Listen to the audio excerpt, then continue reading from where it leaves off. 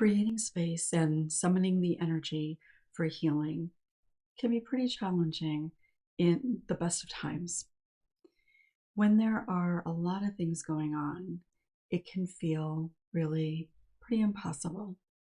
So today I want to talk a little bit about just kind of navigating through times when that happens. Welcome. I'm Peggy Oliveira. Thank you for joining me. You have likely heard me talk about how when you're working on healing and there are things going on in your life, particularly in relationships that are difficult, whether it's just a lot of kind of life stress or there's something really unhealthy that is going on around you, or even with the people around you, that it makes it really difficult because you're just trying to kind of navigate, get through each day, each experience that you're having. So your energy and your focus naturally is going to be on getting through that, just trying to find your way through it. And that's part of the reason why healing can be really complicated and and takes the time that it does, because for most people, again, even kind of in the best of times, there are often days that are feeling relatively stressful for one reason or another, or things that come up in life that you're having to deal with that are difficult emotionally, logistically, whatever it might be. And anytime that's going on, you're having to put attention and energy, emotional and physical, into those things. And so your mind and your body are just focused on dealing with that in whatever way that might look, which doesn't then leave you a lot of energy, focus, attention, desire to be able to just kind of be with yourself, be with your traumatic experiences, be with the emotions and the struggles that it creates, and even be with the idea of putting energy into something that there's a part of you that doesn't want to do anyway, like pushing through vulnerability, creating connection, talking through some of the things that come up for you around the struggle and the trauma itself. That is very natural and normal, that we wouldn't really want to do that or feel like we even have the capacity to do that. And there's nothing wrong with that, and it's not something that we need to change. So I'm doing this video today predominantly because no matter what is going on with you personally, if you've experienced childhood trauma and you're on this journey, for any number of reasons, there could be things going on in your life for which your energy and attention is going to be focused on those things, which would make sense because you just need to be able to deal with those things. It's important that when that happens, that you're not trying to force healing. You're not beating yourself up about the fact that you're not more able, more willing even to work on healing. And that's true for every individual on any given day. With everything that is going on, again, it kind of in the world, and there have been things going on in the world throughout history at different times, in different ways, at different places. And I think it is really important to recognize, most of my viewers are in the US, but I know that I have people that have been part of this community basically from the beginning that are not. But being able to recognize, even if our individual lives are not feeling particularly stressful or difficult, when there are a lot of things going on around you, it is mostly impossible. I'm not going to say completely, but it is incredibly difficult to not have those things impacting you. Even if on kind of like a surface level, it seems like you like shouldn't be impacted by it. And so whether it's things going on where people around you are having a really difficult time, or in your family or in your community, even in a workplace in some capacity. And then certainly if you're somebody who has a lot of feelings about what is happening right now, it's difficult. It's difficult in part because as an individual, it seems there's nothing we can do. When we're kind of in our own healing and we're dealing with the stress of our day, we feel more, not always, but we somewhat feel a little bit more empowered. We do have a little bit more ability to kind of dictate or control what we're doing or how we're doing it. And so even though it might feel really difficult, there's an aspect to it that we feel some sense of being able to make choices, even if consciously we may feel that we don't have any. When there are things going on in the world, for most of us, we don't have any control over that. There are things that we can do to help facilitate certain things like voting or whatever, calling people, protesting, all those types of things. But as an individual, we don't necessarily have a whole lot of control in changing the things going on around us.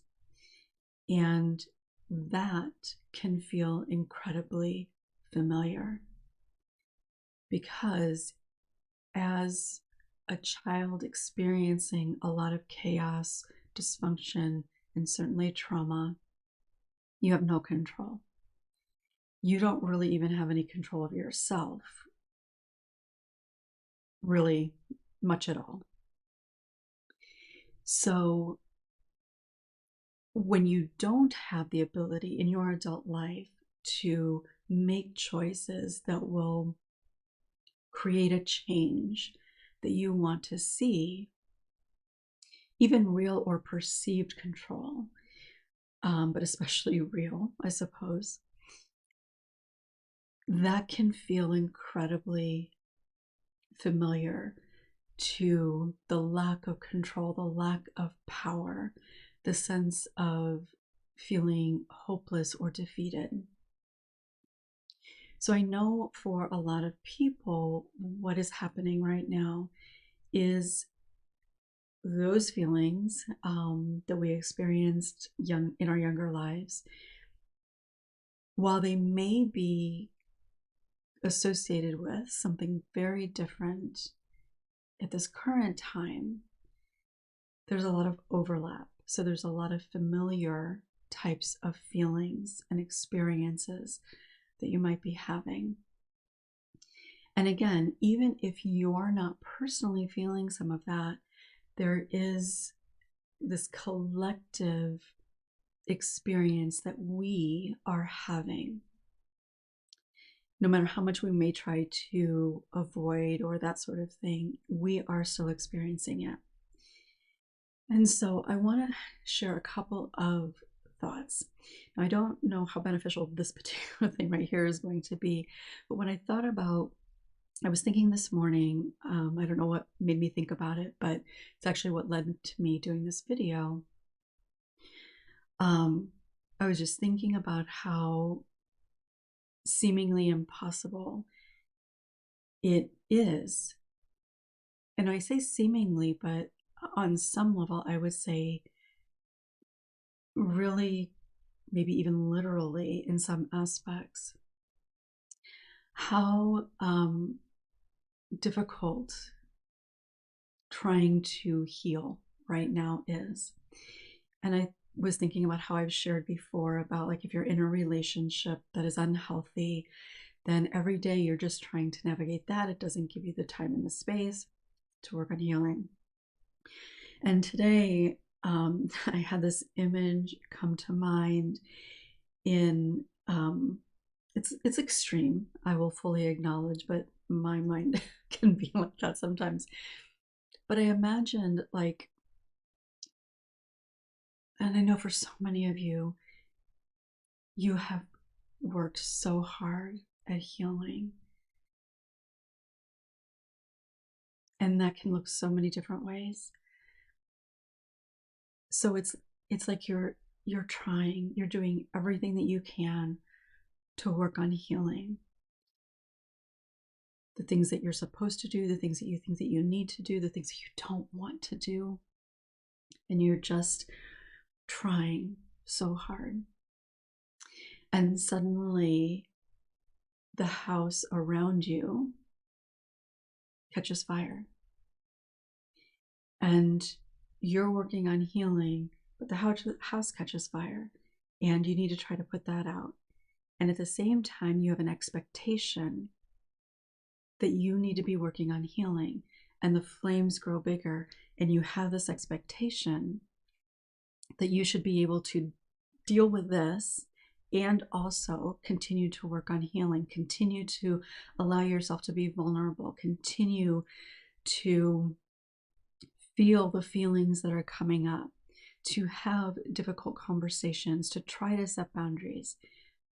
The house is on fire around you, and you have an expectation, and maybe even other people might have an expectation, but you likely have some sort of an expectation that you should be able to manage putting this fire out and continue to put the same amount of effort into healing while trying to put that fire out. And it is just not only not reasonable, it's impossible. Because we as humans are about survival. And when there is a lot of stress going on around you, stress that is incredibly impactful, things going on that are incredibly impactful and so incredibly destructive, it makes sense and may be really important that your energy go to the thing that is feeling or creating the sense of feeling kind of unsafe or trapped or whatever it might be. So again, regardless of whether it's your house, so directly affecting you, or maybe it's your neighbor's house, and you're trying to work on healing and you're thinking, okay, what if somebody gets hurt in that house? Or what if that house on fire, sparks fly and it catches another house on fire and then another house on fire, right? So you may not immediately be affected or not, like, in any specific way that you can recognize, but it doesn't mean that there isn't attention or energy over on this other thing, because you're aware. Because if you're watching this, you likely have a strong sense of empathy. So I wanted to share with you the main reason I'm doing this is because I did want to share with you some thoughts about kind of how to navigate that. So there are a couple of things, I think, that are important. And much of it is around, or really kind of all of it in a sense, is around coping. Right? Coping is not bad. We all need to have ways of coping. But how you cope matters, right? We want to be able to cope in healthy ways.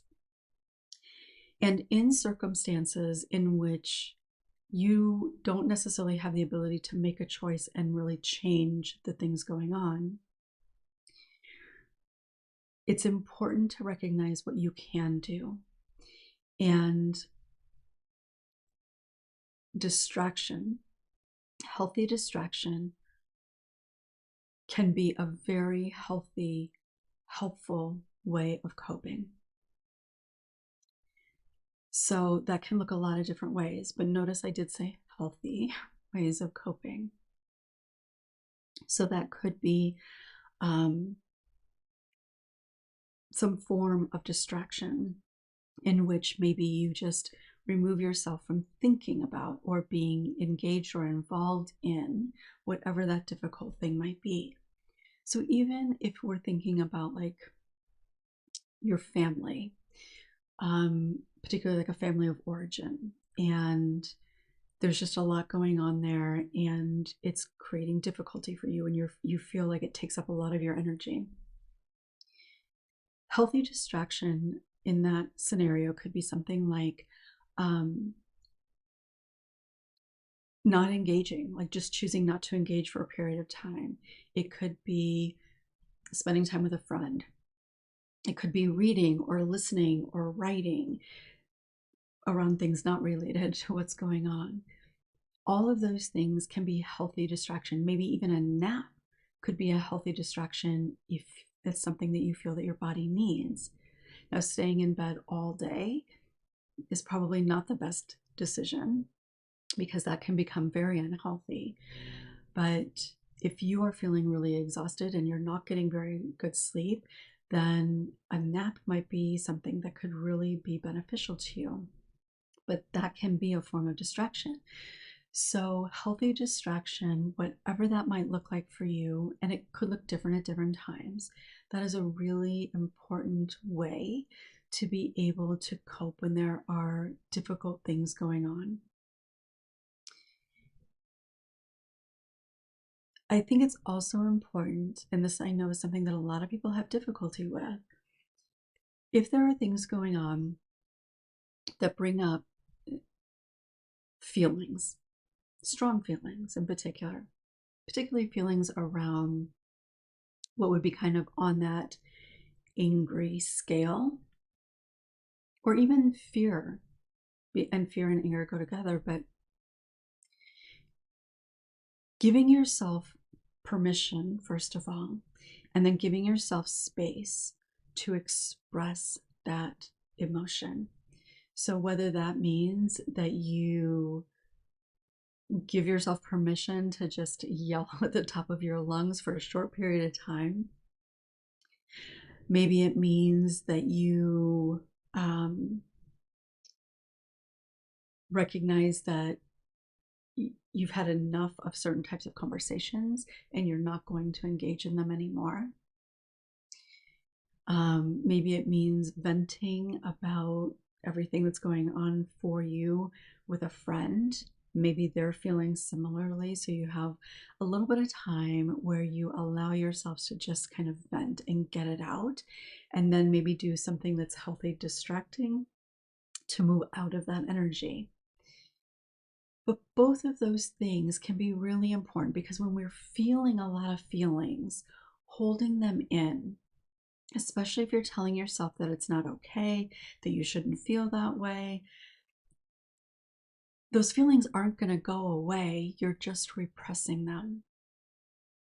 That energy, though, is still going to be there. And the next time something comes up that creates a similar sort of feeling or fear, you're likely going to feel that more intensely because these feelings that you've pushed away are still there.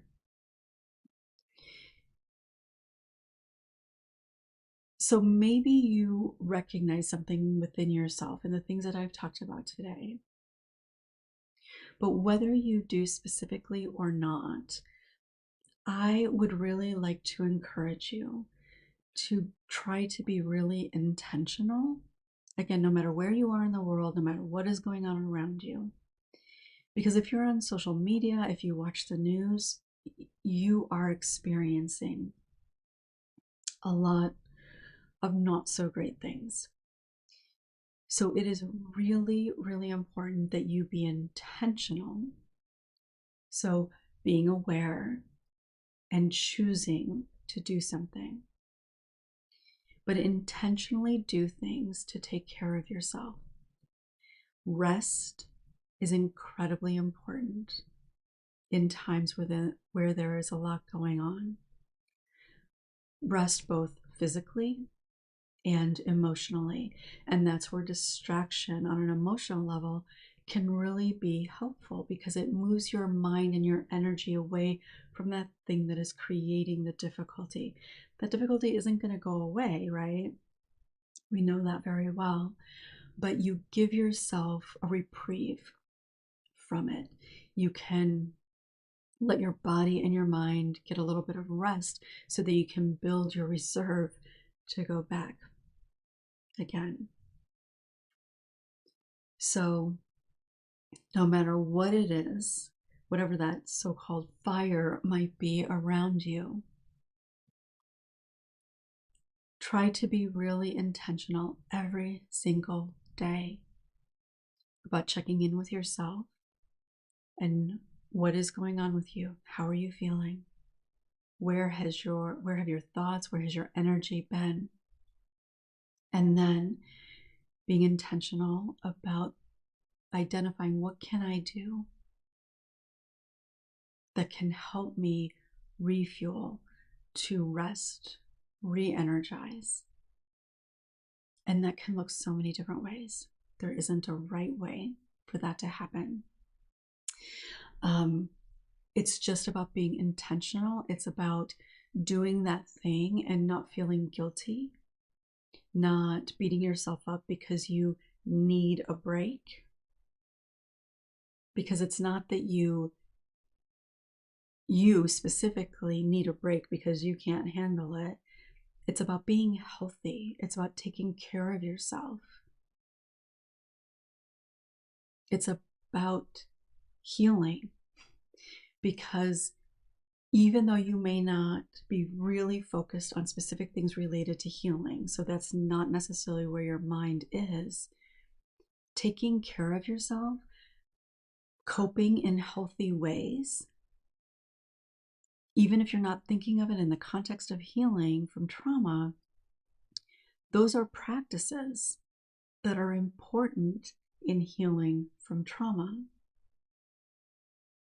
Self-care is always, especially when done intentionally, or I guess predominantly when done intentionally, self-care is a really important practice in healing.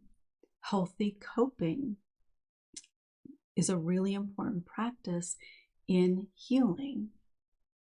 And you don't have to be focused specifically on healing in order for those things to be true and for those times that you're doing it to be helpful for your overall healing. So let this be a reminder. Let it, if necessary, be permission. And if neither of those work, maybe let this be a plea to take care of yourself, to be gentle with yourself, to be compassionate with yourself, and to fill yourself with things that are nurturing. Some things that you might do on your own, things that you might do with others. Community, whether that's one other person or a group. Community is such an important part of not only feeling connected, which we need as humans, but can be such an important part of refueling and revitalizing. And maybe even think about, in that sense of community, whether it's one or many, thinking of it in regards to allowing yourself to be a part of that community, allowing yourself to be supported in that. Thank you for being a part of this community. Please be mindful of taking care of yourself. It truly is such an important part of so much of what healing requires.